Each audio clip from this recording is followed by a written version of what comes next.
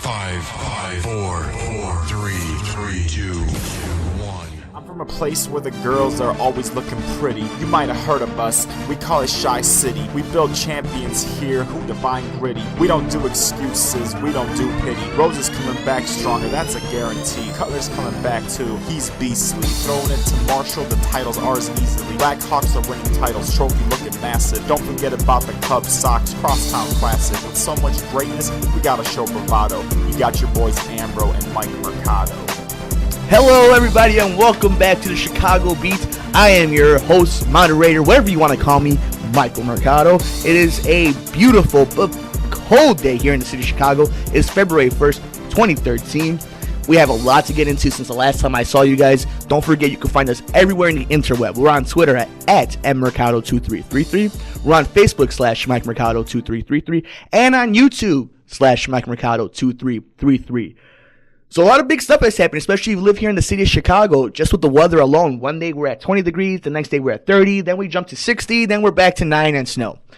So just like in the sports world, who knows what you're going to get in this beautiful city. And over the last week, what have you missed since the last time we talked? And I've missed all your pretty faces. The Bulls wins over Milwaukee and Charlotte. I know that doesn't sound very important. Milwaukee is a playoff team. The Charlotte Bobcats, a win after absolutely being embarrassed at the United Center. They started off the week with the loss against the Wizards. We'll get into that later. The Blackhawks, 6-0-1, a shootout loss to the Minnesota Wild, the hated Minnesota Wild. We got Super Bowl predictions coming up, and of course, my thoughts on the Caleb Moore story. Very tragic story at the X Games this past week in Aspen. We got a lot to get into today. Super Bowl prediction, Bulls, Blackhawks. Lots of great conversation. Of course, like I said, we're everywhere in the universe, so please interact with us. We have all that and so much more on the highly acclaimed, award-winning, without the award, Chicago Beat. You're listening to WICB with Mike Mercado. A city that has diehards who know when their teams are bad and know when their teams are good. And yet every single day they go to the stadium. And that's the Beat. Oh boy, only here in the beautiful man cave of the ICB Lombard Studios do you have some of these conversations that we're having. So we're going to start off with the Bulls. But before we get there, Secret Producer Man and myself are having this argument about Michael Jordan and of all the deer antler spray talk, and which we will get into for the Super Bowl with Ray Lewis. But we heard an argument yesterday about Michael Jordan and performance-enhancing drugs and how nobody wants to talk about it in the 80s and into the early 90s when steroids really boomed out. And I think it was an interesting conversation, an interesting point brought up by Secret Producer Man that we're going to get into next week. I'm going to really look into this, but he believes, or he has some suspicion to say, what makes you think Michael Jordan hasn't taken performance-enhancing drugs? We're not saying that he has, but really think about it. He was 37 winning NBA titles, was a physical specimen, not like LeBron James, but a physical specimen that we've never seen before in the National Basketball Association. Karl Malone, same thing. Look at their hairlines. Look at how their bodies just transformed. Michael, especially after an ankle injury. So I think it's an interesting topic. I personally don't believe it, but in today's day and age in sports, how can you be so sure? So I just think it was an interesting topic. But we're going to stay on the topic of the Chicago Bulls, who early on in the week, when last time we talked, they were playing against the Washington Wizards, and they lost. And that's the big thing that you're seeing with this Bulls team is a lot of that, playing up or down to their competition. And a good sign of that was after losing to the Washington Wizards and after beating Golden State, which is a fourth seed in the Western Conference, they go out and play Milwaukee and Charlotte and win both games. And not only do you win both games, but you win both games without Luol Deng. Luol Deng, to me, has always been a sensitive subject because just like Kirk Heinrich and Ben Gordon, the Bulls overpaid for him to keep him when it comes to this contract. And because of that, people have always felt that he's never lived up to it, which is true. The kind of contract that he has, he's never lived up to that contract. But after being named to his second All-Star game with Joakim Noah, who should have been an All-Star if it wasn't for an injury 2 years ago, he's been huge for this Bulls team, especially without Derrick Rose. This whole team has been huge without Derrick Rose. At nights it's been Carlos Boozer, at nights it's been Joakim Noah, at nights it's been Luol Deng, and you lose Luol Deng, and then Jimmy Butler comes in. And not only does Jimmy Butler comes in, but he's averaging almost 17 points a game. Rebounding, assisting, just playing solid defense. I mean, he got the nickname Kobe Stopper his first time playing against Kobe Bryant. Now, I've always been high on this draft pick. I thought Jimmy Butler was exactly what this Bulls team needs. He's a better Ronnie Brewer. And if you look at this bench mob compared to last year's, it's interesting because Ronnie Brewer is not having a great season in New York. CJ Watson's not having a great season in Brooklyn. Kyle Korver's having a nice season in Atlanta. And obviously Omer Ashik is starting for the Houston Rockets. So, of course, there's good talent on that old bench mob. This bench mob has been awesome. Marco Bellinelli has won 2 games. Jimmy Butler has come up huge defensively and has been such a spark that nobody saw coming. Nate Robinson, bad Nate or good Nate, one guarantee is he's high energy off the bench. Taj Gibson has not played up to him. If anything, he has digressed in his progression this season. Still, how many teams would love to have Taj Gibson? And we saw when he started for Boozer that he was having a nice game. So I think for as much grief John Paxson and Gar Forman get, they have done very well when it comes to draft picks and setting up this team depth-wise. And of course, Tom Thibodeau is not only the most underrated coach, he's probably one of the best coaches in this league, right behind a Greg Popovich. The guy has his team playing defense and playing hard every single game. They're not going to win every single game. They're going to have always in the Eastern Conference, as long as Thibs is on this team and they believe in him, they're going to win a lot of games. And you're starting to see that this team is not based off of players. It's based off a system, just like San Antonio. You've always had great players in San Antonio. The one consistent has been Greg Popovich's system and how he's matured and changed it throughout the years. And I think you're going to see that with Thibs. I think it's a very interesting dynamic with him. And in an offensive world that we live in all sports where it's all about the offense, this team truly cares about defense. And you're seeing it with the play of and the drafting of guys like Jimmy Butler and Luol Deng and Joakim Noah. Derrick Rose is an athletic guard who could play defense when he wants to. And all of this that's going on, the records, the way they're playing, all this is without their MVP, Derrick Rose. I think that to me is the biggest sign why Tom Thibodeau should be Coach of the Year. I really think so. I picked him to be Coach of the Year early on this season because of the injury with Derrick Rose. I thought they were still going to be a top 4 seed, and you're seeing that with them right now. So I think he definitely needs to get some consideration for it. And coming up for the next few games for the Chicago Bulls, they're going to be at Atlanta tonight, and they're going to be at Brooklyn. Now let's start with the Hawks. The Hawks have always been a long, athletic team. The Hawks are the Hawks, though. They always seem to have this ceiling that they can never get past with a Josh Smith or Al Horford, Jeff Teague. They've always been a good team. I always compare the Hawks to their counterpart of the Falcons. Always a nice team, always have some good players, but they're never really going to get past that hump. So I think that should be a win for the Bulls, but nothing's guaranteed. And Brooklyn. Now, I'm going to get on my soapbox a second for the Brooklyn Nets. Just like the Lakers, just like the Knicks, the mothership known as ESPN and all these National Basketball Association experts who predicted the Bulls to now win over 40 games, who predicted the Lakers to absolutely steamroll into the NBA Finals, thought this Brooklyn Nets team was going to be something awesome, just amazing. And yes, since they fired Avery Johnson, they've had a better run of it. But a team of Darren Williams, Joe Johnson, how are you not better? How are you not better?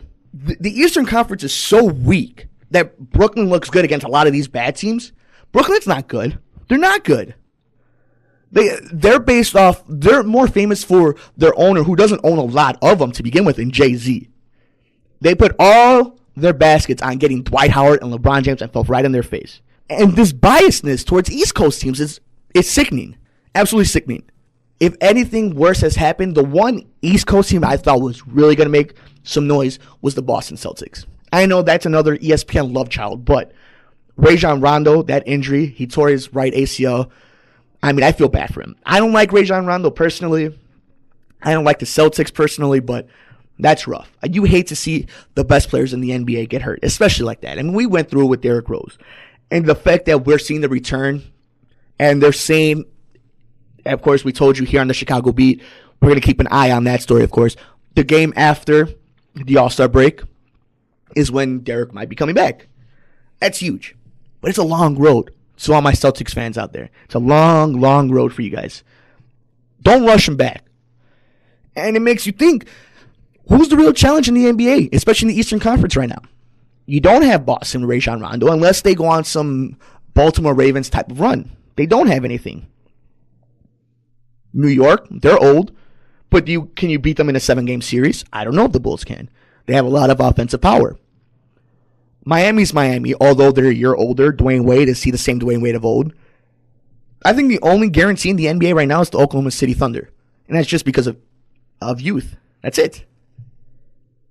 So it should make out to be an interesting February, especially with halfway through the season, heading into the All-Star break. It could go either way in the NBA. But right now, the Bulls looking good, and they play against the Atlanta Hawks tonight. So it should be good.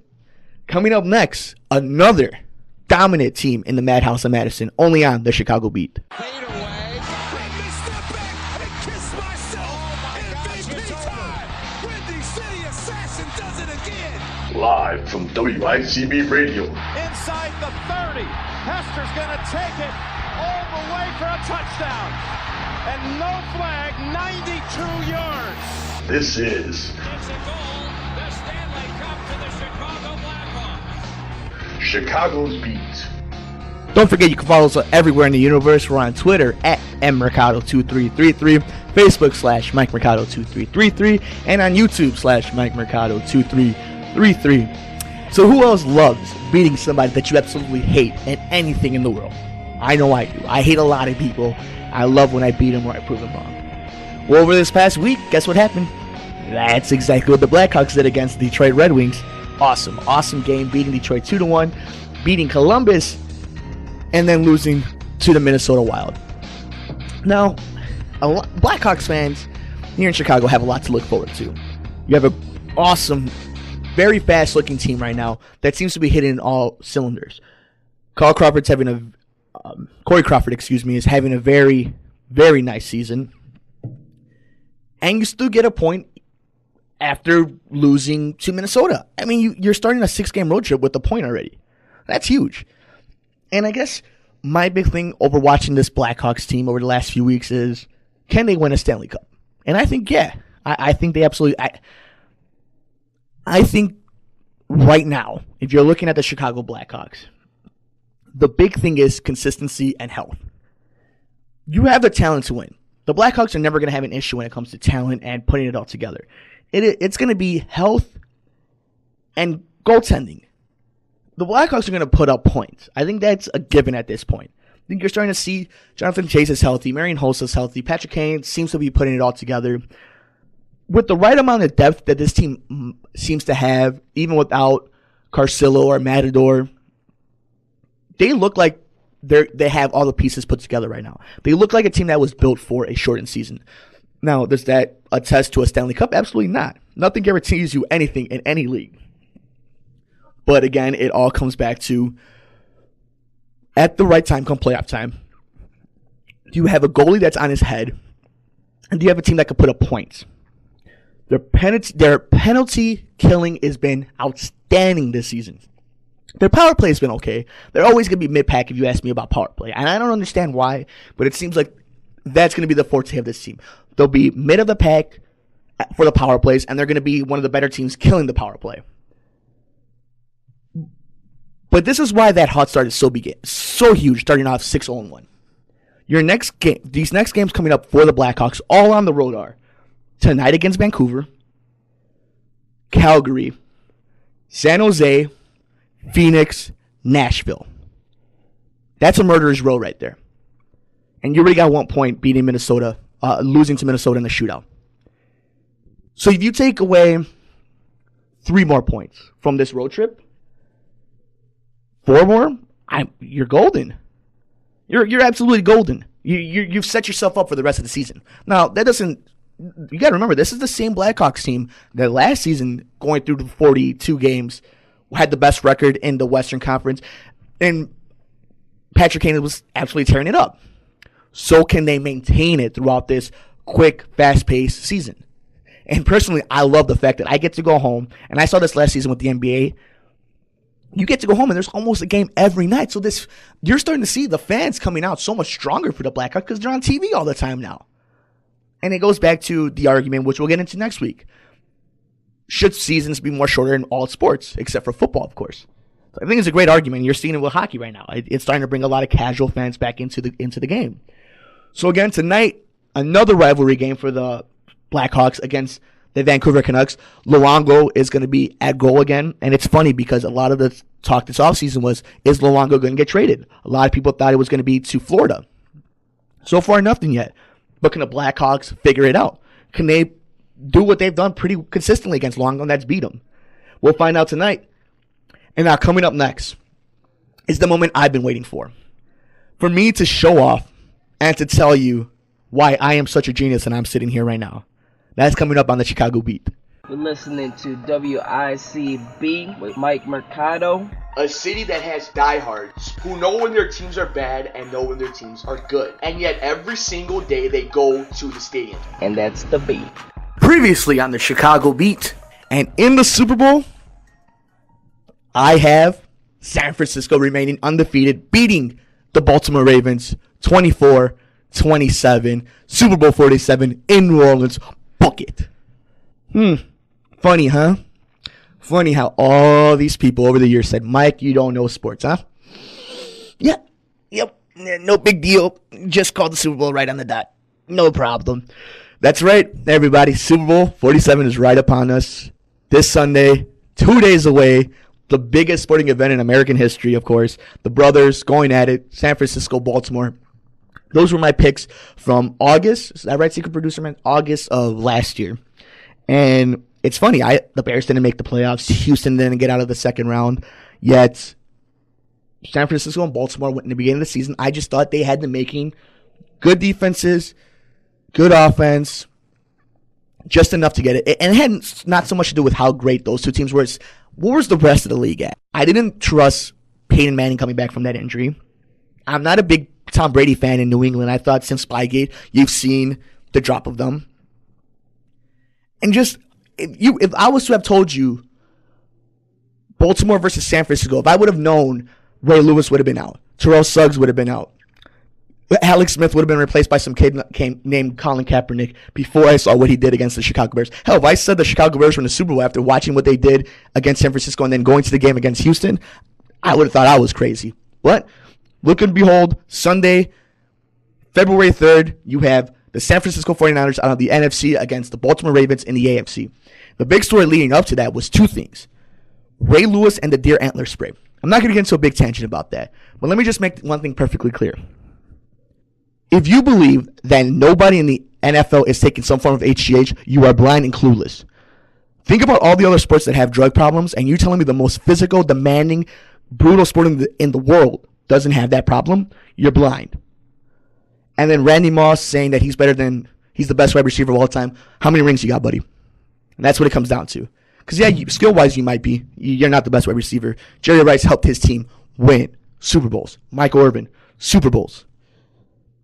You have the same amount of Super Bowls as Brandon Marshall, buddy, and Calvin Johnson. So I know this is what we've all wanted to talk about. Who's going to win? I'm not going to bore you. I know you've all watched ESPN and NBC Sports. You've gone on Yahoo. You guys play fantasy football. I know you guys know your stats. So I'm just going to tell you who's going to win. I still believe San Francisco is going to win. I still believe it. I'm rooting for Baltimore, though. And not so much for who's on the team. I'm rooting for the older brother, John Harbaugh. I'm sorry. I'm an older brother. I don't want the little brother to beat us in the Super Bowl. So my heart goes to Baltimore. Ever since I was a kid, 2000, I was 10 years old when they beat the New York Giants. First time I ever picked the team right in a Super Bowl. My dad's a Giants fan, so of course I went against him. So I still believe San Francisco wins this game 27-24 in a very good Super Bowl, I believe. Two very similar teams. But of course, my heart goes for the Baltimore Ravens. I think it's going to be a great one. The Super Bowl to me is so special. You grab your friends, grab some family, a couple brews, some good food, and you just watch the best sport in the world go at it. So again, of course, your boy was right. Pick the Super Bowl on the head. 27-24 San Francisco.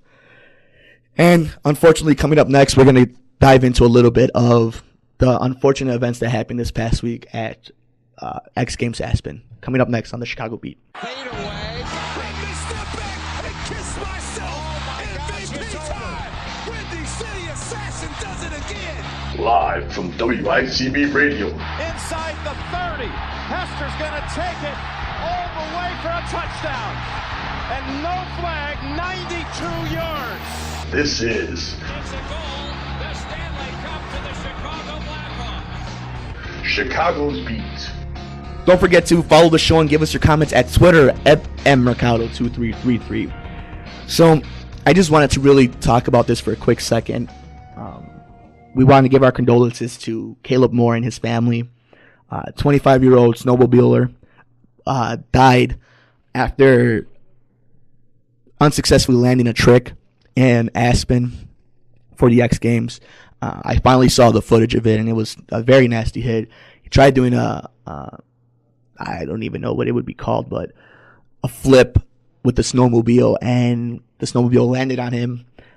What's scary about that is that he got up and that he died later in complications of the brain in the hospital. And I just think with the Super Bowl coming up, with football season and all these summer camps coming up with children and me playing it and just loving sports, you got to take precaution when it comes to all that. You got to realize the risk.